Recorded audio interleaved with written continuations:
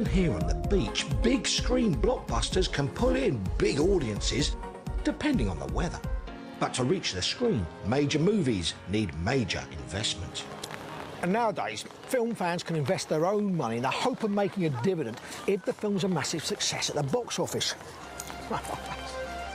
But just like the movies, these investment schemes can turn out to be nothing more than fantasy.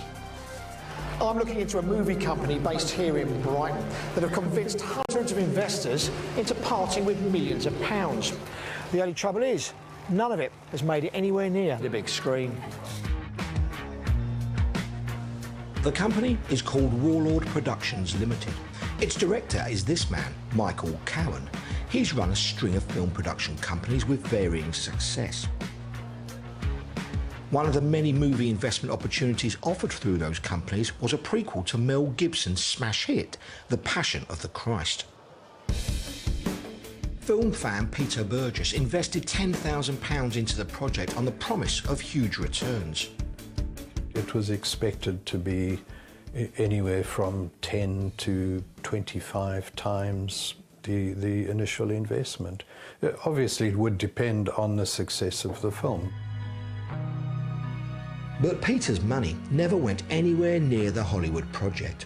Michael Cowan had split from the real backers and simply switched the investors' money to a different biblical project without first getting their approval.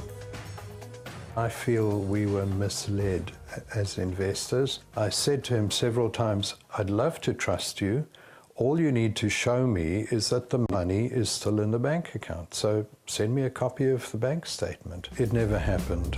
Sadly, Peter's not alone. We've spoke to other investors who've also put money into these films and fear they've lost everything as well. Many invested thousands of pounds in a proposed film called Henry V. And this is what it's supposed to be. A sci-fi apocalyptic take on Shakespeare's Henry V, starring none other than Ray Winston and Michael Caine. You're only supposed to blow the doors off. Been made, and earlier this year, Warlord Productions simply shut up shop.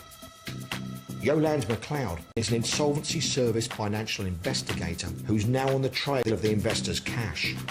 £6 million went into the company. From that £6 million, £3 million was paid straight out to agents, and the other £3 million is largely unaccounted for. How much was actually spent on making that film?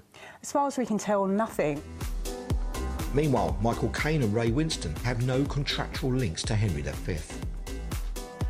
And Mel Gibson's agent insists any claimed connection to a Michael Cowan project is fraudulent.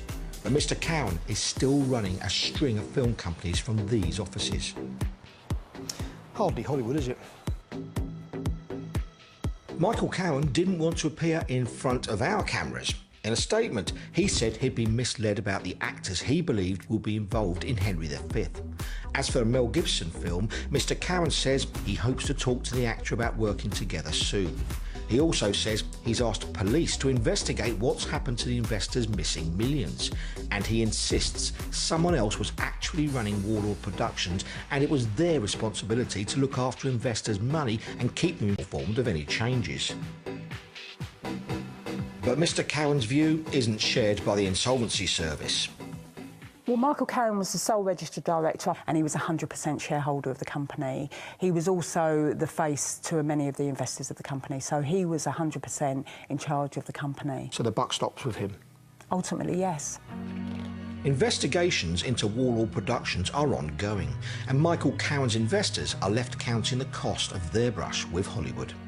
I was, and still am, extremely angry. This investment in film was due to be part of my retirement, to bring an income. So I can't afford to lose it. Is it a coincidence that Michael didn't want to appear in our film and yet the stars didn't want to appear in his? Strange that, isn't it?